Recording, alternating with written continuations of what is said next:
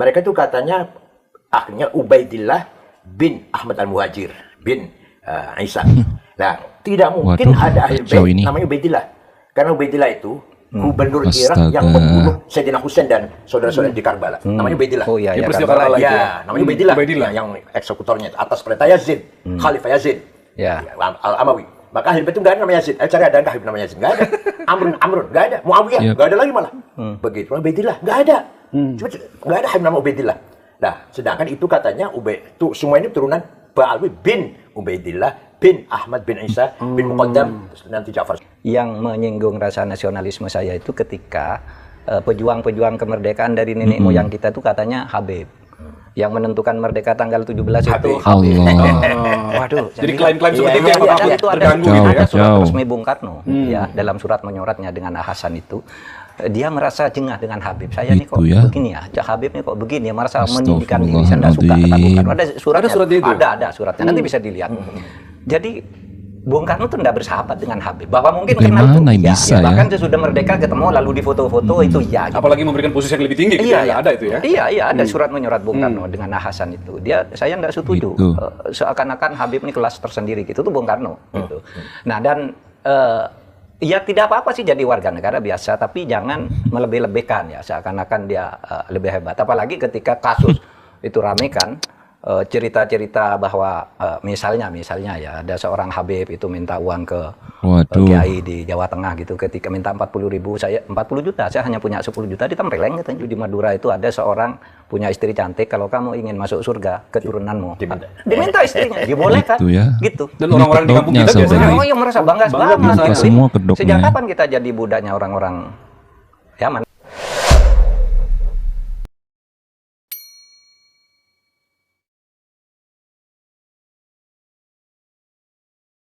Assalamualaikum warahmatullahi wabarakatuh. Sahabat santri, ketemu kembali dengan channel ini. Semoga sahabat santri masih dalam kondisi sehat walafiat. Ada video yang sangat menarik yang harus kita saksikan bareng-bareng ya. Ada Kiai Haji Aqil Sirot, juga Bapak Profesor Mahfud MD, yang mana kali ini tokoh-tokoh nasional ini lagi membahas tentang ramenya polemik yang ada di media sosial tentang nasab-nasab yang dianggap sebagai nasab suci baginda Nabi besar Muhammad SAW. Ada orang-orang yang menisbatkan dirinya kepada Rasulullah, tetapi kali ini ada dua orang nasionalis, yaitu Profesor Mahfud MD dan juga Kiai Haji Aqil Sirot, yang mana tentunya ilmu-ilmu beliau ini ya, tentang wawasan-wawasan beliau ini sudah tidak diragukan lagi. Yang satunya itu pasti ilmu agamanya lebih, yang tentunya dalam hal ini pantas apabila membicarakan hal-hal yang mungkin menjadi polemik saat ini. Juga ada Profesor Mahfud MD, yang mana beliau ini tentunya mengerti sejarah lengkap tentang kemerdekaan bangsa kita, bangsa Indonesia, yang kali ini ya katanya ya dalam narasi videonya dijelaskan, diklaim bahwa kemerdekaan Indonesia 17 Agustus itu tak luput dari peran ya.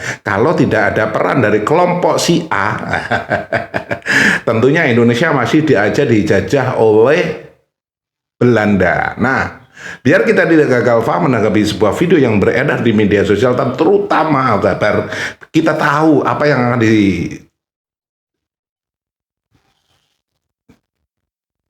akan dijelaskan oleh Profesor Mahfud MD dan juga Kiai Haji Aqil Sirot menanggapi polemik orang-orang, terlalu banyak ya, orang-orang yang mengaku sebagai durian Nabi tetapi dalam konteks sehari-hari itu jauh melenceng dari norma-norma yang mungkin sudah digariskan oleh baginda Nabi besar Muhammad SAW. Sahabat santri, biar tidak gagal paham, langsung saja kita simak videonya. Tetapi sebelum lanjut, buat Anda yang belum subscribe channel ini, jangan lupa dukung channel ini dengan cara di like, di share, dan subscribe-nya. Tombol loncengnya juga diaktifkan biar Anda tidak ketinggalan info terbaru, kabar terbaru dari channel ini. Monggo gunakan akal pikiran yang waras biar kita bisa mencerna penjabaran, penjelasan dari kedua tokoh ya nasional kita. Biar kita tahu Silahkan. Islam datang ke sini, kalau kita lihat tokoh-tokoh pertama, itu tidak ada yang dari Yaman. Tidak ada dari Yaman? Tidak ada dari Yaman. Yang pertama. Clear itu ya. Fatimah binti Maimun. Wasil, Syekh Wasil yang di Stono Gedong Kediri, kuburannya. Itu di Nisabur. Dari Persia, kalau sekarang Iran yang Nisabur. Syekh Ahmad Subakir, yang kuburnya di Goa, ya, di Sulawesi. Itu juga dari Khorasan. Syekh Kuro, di Kerawang. Itu dari Cina. Ya. Jadi Maulana Ishaq dari Tobruk, dari kota perbatasan Mesir Libya. Nah, kemudian setelah ada penjajah Belanda, Belanda mendatangkan Arab dari Yaman itu. Dari Yaman. Periode berikutnya baru muncul. Jauh. Ini kan sebelum Wali Songo ya, kedatangan saya sebut tadi sebelum Wali Songo. Nah, di sini terjadi manipulasi ya. Siap, Prof. Sengaja memamerkan ya, memasang Habib, gelar Habibnya itu supaya mendapatkan posisi yang lebih terhormat daripada yang lain. Siap, itu berhasil seperti itu di Indonesia dan Malaysia dan Brunei lagi. Malaysia juga ada ya? Iya. Untuk status sosial mereka dapatkan. dapatkan. Ya, kalau di Timur Tengah nggak ada. Di Mesir biasa aja, yang alim, yang berilmu, yang berkualitas ya dihormati orang. Yang tidak biasa jadi pegawai, jadi pekerja walaupun dia alatos atau segap, hanya di kita ini. Nah, saya bukan ahli nasab ya, Hanya saja secara rasional, mereka itu katanya akhirnya Ubaidillah bin Ahmad Al-Muhajir bin Isa. Nah, tidak mungkin ada ahli bait namanya Ubaidillah. Karena Ubaidillah itu gubernur Irak yang membunuh Sayyidina Husain dan saudara-saudara di Karbala. Namanya Ubaidillah. Oh iya, Karbala itu. Namanya Ubaidillah yang eksekutornya atas perintah Yazid, Khalifah Yazid. Al-Amawi. Maka ahli bait itu enggak ada namanya Yazid. Cari ada Habib namanya Yazid? Enggak ada. Amrun enggak ada. Muawiyah enggak ada lagi malah. Begitu Ubaidillah enggak ada. Cuma enggak ada Habib nama Ubaidillah. Nah, sedangkan itu katanya itu semua ini turunan Ba'alwi bin Ubaidillah bin Ahmad bin Isa bin Muqaddam nanti Ja'far Shadiq. Siap. Jadi menurut saya rasional saja. Itu kelakuannya ya. Tidak mungkin ada Habib namanya Ubaidillah. Itu artinya. Tadi saya bukan ahli nasab. Oke. Pak Mahfud juga beberapa kali ditanya soal itu kan Pak netizen. Saya itu ya bukan ahli nasab juga, tapi saya membaca filologinya Minahim Ali. Itu jelas ya. Nampaknya tidak ada kaitan antara apa yang sekarang disebut habaib di Indonesia itu dengan Ali atau dengan Nabi Muhammad apalagi gitu. Tetapi begini, saya tidak peduli itu apakah benar apa tidak. Dia ada kaitan bagi saya. Yang menyinggung rasa nasionalisme saya itu ketika pejuang-pejuang kemerdekaan dari nenek moyang kita itu katanya Habib. Yang menentukan merdeka tanggal 17 itu Habib. Waduh. Jadi klaim-klaim seperti itu itu ada surat resmi Bung Karno ya dalam surat menyoratnya dengan Hasan itu. Dia merasa jengah dengan Habib. Saya nih kok begini ya, Habib nih kok begini ya, merasa meninggikan diri. Saya tidak suka kata Bung Karno. Ada suratnya itu. Ada suratnya. Nanti bisa dilihat. Jadi Bung Karno itu tidak bersahabat dengan Habib. Bahwa mungkin kenal itu ya, bahkan sesudah merdeka ketemu lalu di foto-foto itu ya. Gitu. Apalagi memberikan posisi yang lebih tinggi. Ada itu ya. Iya ada surat menyorat Bung Karno dengan Hasan itu. Saya tidak setuju. Seakan-akan Habib ini kelas tersendiri gitu. Itu Bung Karno. Gitu. Nah dan ya tidak apa-apa sih jadi warga negara biasa, tapi jangan melebih-lebihkan ya. Seakan-akan dia lebih hebat. Apalagi ketika kasus itu rame kan. Cerita-cerita bahwa misalnya ya ada seorang Habib itu minta uang ke kiai di Jawa Tengah gitu, ketika minta 40 juta, saya hanya punya 10 juta ditempeleng katanya. Di Madura itu ada seorang punya istri cantik, kalau kamu ingin masuk surga keturunanmu diminta istrinya, dibolehkan gitu. Dan orang-orang di kampung kita biasanya yang merasa bangga banget. Sejak kapan kita jadi budaknya orang-orang Yaman? Maka saya sebagai anak bangsa tersinggung, apalagi cerita-cerita hurufatnya itu bisa nurunkan emas, bisa nurunkan emas. Banyak di YouTube itu, Pak. Iya, bahwa kalau seorang Habib yang gila itu lebih mulia dari 70 kepala kiai gitu kan ada. Nah, ketika cerita itu beredar kan ada yang berteriak tuh, Habib yang dari Habib yang rambut merah itu sama Habib Rizik. Coba tunjukkan kepada saya, akan saya hajar sendiri kalau ada Habib begitu. Dikeluarkanlah omongan Habib Taufik, omongan ini. Semua video-video itu keluar. Semuanya video bohong, kayak video-video tadi, enggak dihajar tuh, gitu. Sudah disebut ini alamatnya, ini namanya, tanggal sekian ngomongnya ini sih, enggak ada dihajar, katanya mau dihajar sendiri, katanya. Ayo keluarkan gitu. Nah di situ saya kira kita tidak anti Habib, Habib yang baik sekali banyak gitu di Indonesia ya toh. Kita punya Habib Quraisy Shihab, Habib Alwi Shihab dan macam-macam banyak. Ini sekarang yang ngaku-ngaku Habib, ngaku-ngaku keturunan Rasulullah luar biasa banyak. Karena di dalam tubuh kami mengalir darah suci kakek kami Rasulullah. Tapi saya minta mereka verifikasi, buktikan nasabnya itu benar. Tapi saya, Bahar bin Smith, adalah salah satu Habib. Kalau mereka yakin nasab mereka benar, ya argumentasi dong. Pakai ilmu nasab, pakai ilmu sejarah. Karena kami, para anak cucu Rasulullah yang berada di barisan. Bukan dengan caci maki, bukan dengan kebencian, tapi dengan data, dengan kitab, dengan argumentasi, dengan bukti. Ana yang duluan mau tes DNA. Jadi kalau Habib palsu ketahuan tuh kalau diperiksa. DNA Nabi kemana, DNA-nya kemana ya kawan? Berani nggak tes DNA? Berani nggak tes DNA? Berani nggak tes DNA? Sahabat santri yang dirahmati Allah ya, ketika kita mendengarkan sebuah podcast yang mana podcast itu dihadiri oleh narasumber yang jelas-jelas keilmuannya dan wawasannya luas, tentunya apa yang disampaikan tentang polemik-polemik yang mungkin saat ini lagi ramai di media sosial itu terkesan jelas ya. Jadi buat orang-orang yang mungkin tidak paham, mungkin tidak terima dengan hal-hal dan apa yang disampaikan oleh kedua narasumber ini, ada Profesor Mahfud MD dan juga ada Kiai Haji Aqil Sirot, mungkin bisa bisa langsung merujuk ataupun berkomentar di video ini. Karena apa?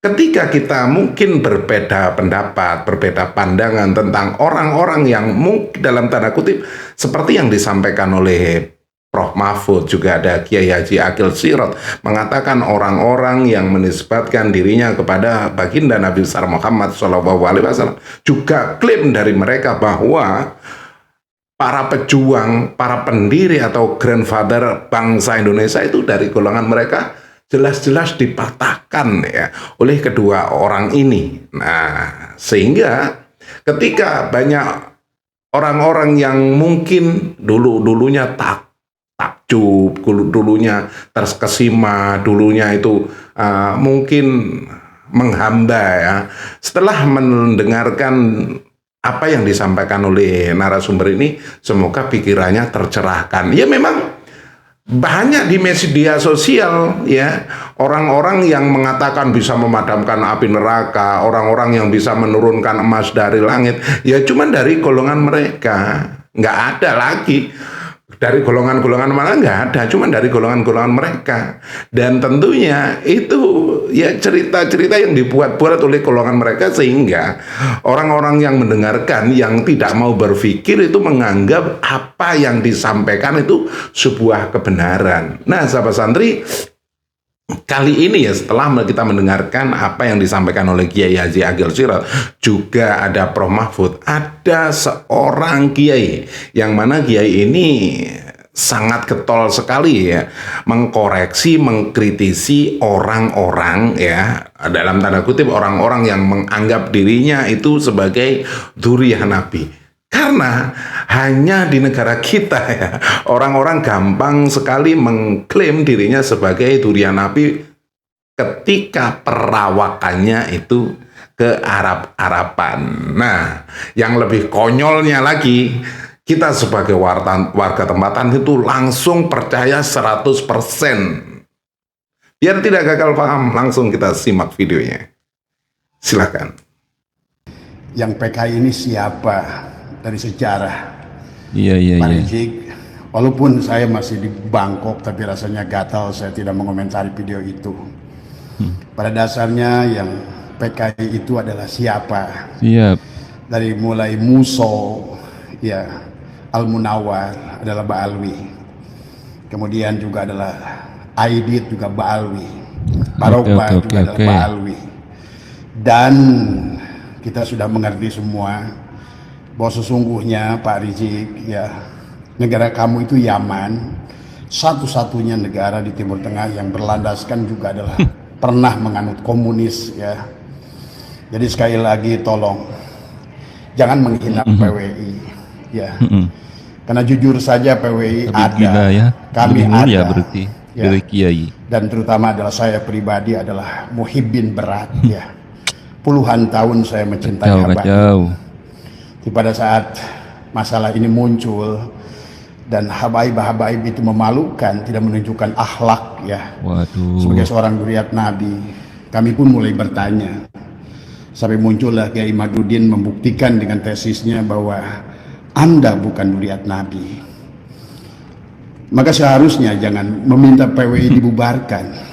PWI ada karena yang pertama adalah jelas bahwa Anda tidak mau menerima kenyataan secara ilmiah yang sudah dibuktikan, baik secara ilmu filologi, secara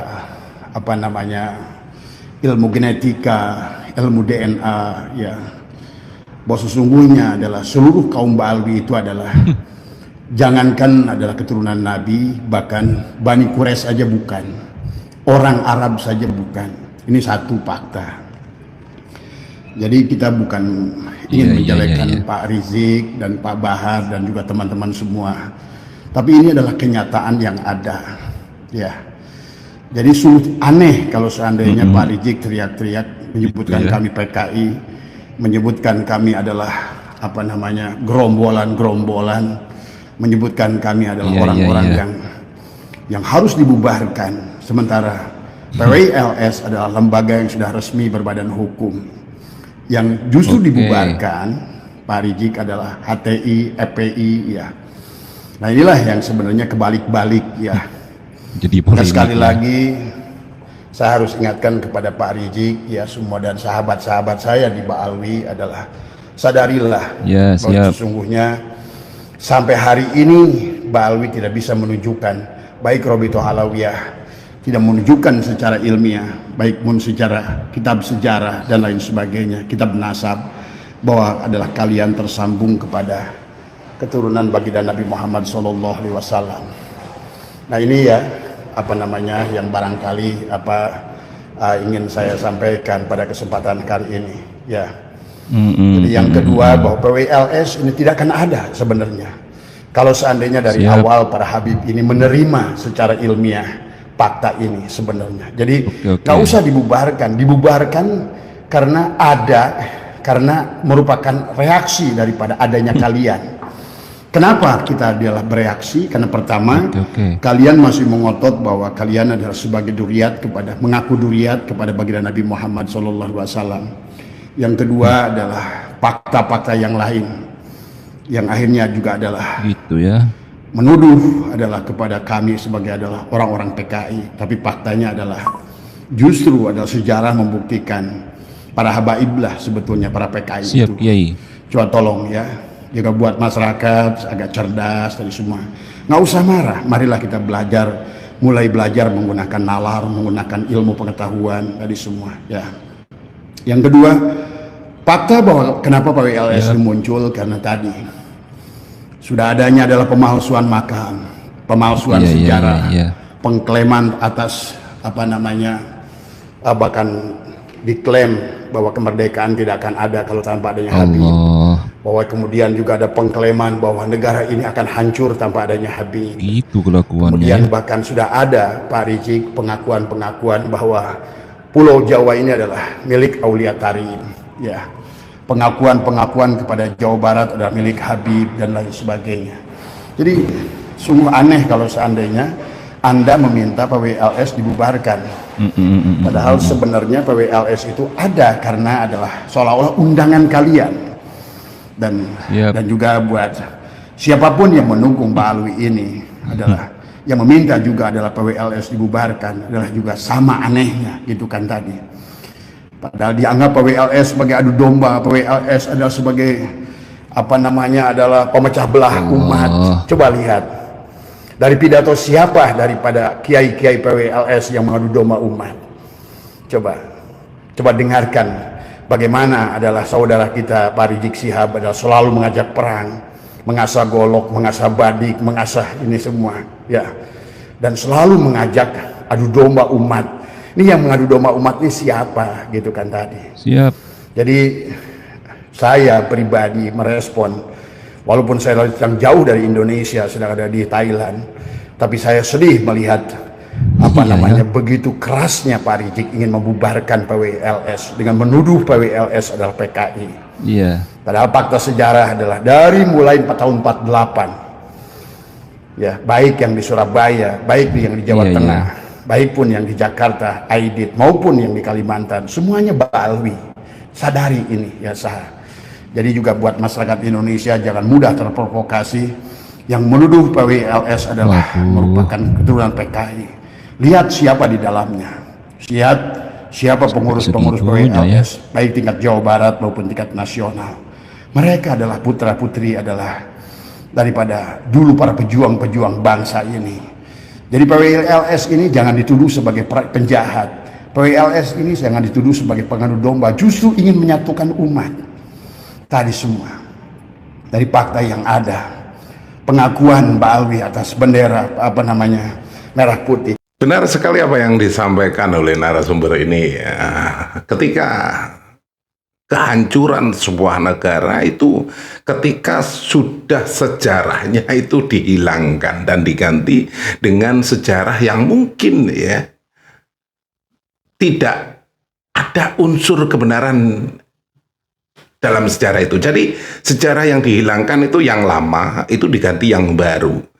Salah satu contoh hal yang mungkin hal yang terkecil yang bisa merubah sebuah sejarah itu ketika ada orang yang membuat makam palsu dan diceritakan bahwa makam ini itu diceritakan moyang-moyang ini dan mungkin akhirnya cerita yang beredar di masyarakat itu akan terpatri, akan tersimpan, dan cerita-cerita ini pasti akan sampai kapanpun, dan di generasi-generasi yang akan datang akan menganggap bahwa memang makam ini makam orang-orang yang mungkin berjasa.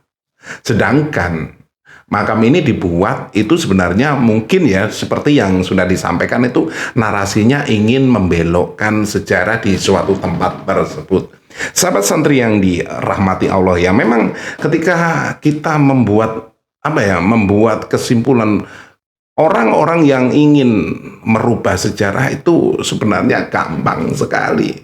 Ceritakan doktrin bahwa dari kelompok-kelompok ini berpengaruh ya dalam satu tempat, sehingga tempat tersebut terdoktrin hanya orang-orang tertentu yang mungkin bisa merubah tempat tersebut sebagai tempat yang mungkin dulunya seperti ini dirubah seperti ini, yang dulunya rame tambah. Nah, itulah sahabat santri ya. Jadi ketika kita mendengarkan sesuatu itu kita harus berpikir secara waras.